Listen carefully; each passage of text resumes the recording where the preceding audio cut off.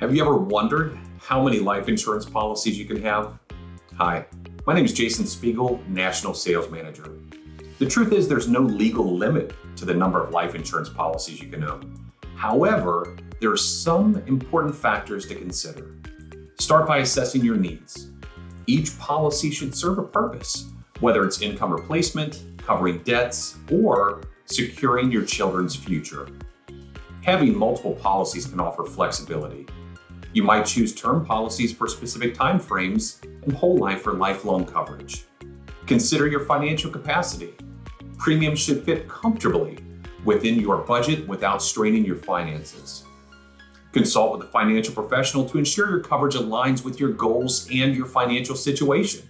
They can guide you through layering policies effectively. More policies mean more management. Keep track of renewal dates, beneficiaries, and coverage amounts to ensure everything stays on track.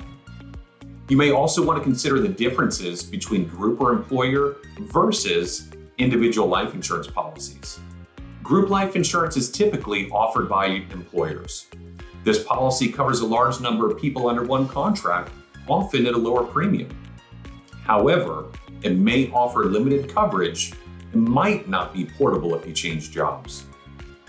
Compared to individual life insurance, which is tailored to your specific needs and remains with you regardless of employment changes. It can provide more comprehensive coverage, but may come at a higher cost. The key is strategic planning.